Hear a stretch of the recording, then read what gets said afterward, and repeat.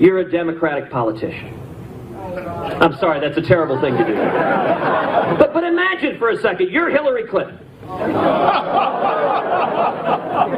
This does kind of look like Leavenworth.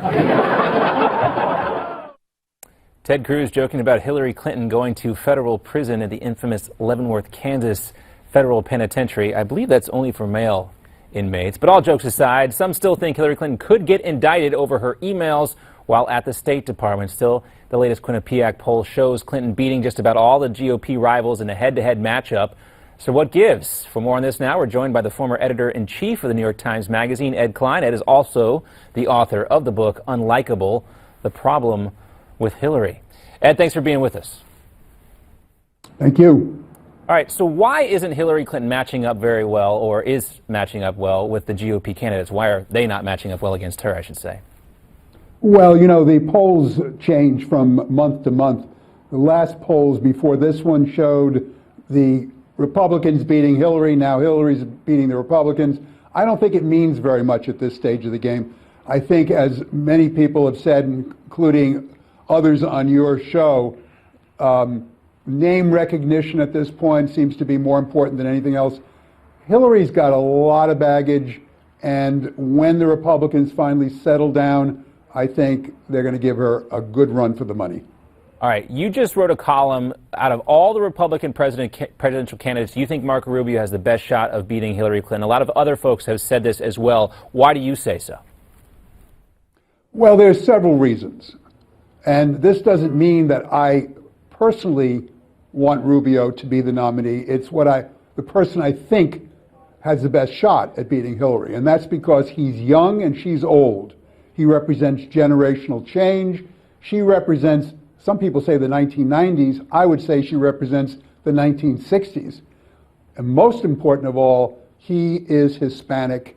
He's young. He will siphon off a huge swath of the Hispanic vote. No Democrat can win without that vote. A little while ago, we started seeing some glimpses of Bill Clinton out on the campaign trail, stumping for Hillary. Not so much as of late. Will he be a true asset or more of a liability for Hillary?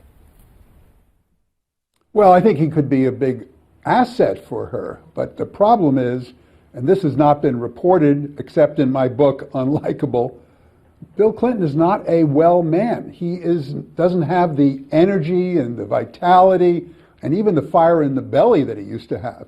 There's no way that he's going to be able to get out on the campaign trail and really beat the drums for his wife, because he simply doesn't have it anymore. He's failing, and he knows it, and he's told his friends that as well. Well, that would explain why we haven't seen him as much, because, as you mentioned, he could be very effective, as he was for Barack Obama in 2012. Exactly. Now, Harvard Law professor Yes. Alan Dershowitz was on this program last night. He does not think an indictment is coming for Hillary. Unless they can demonstrate that she knowingly transmitted emails that were marked classified, I don't think there's any realistic possibility of any criminal charges being brought. And she seems like she's done a very good job, and her team has done a good job of covering those tracks. Still, The Hill has a story out that the FBI director, James Comey, could still ask for this indictment. What do you think? Is it likely?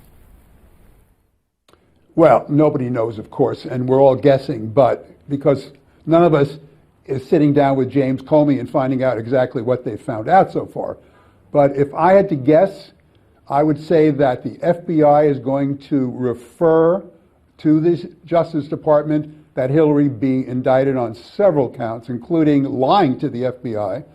The big question is, will the prosecutors in the Justice Department recommend that they've got a winnable case?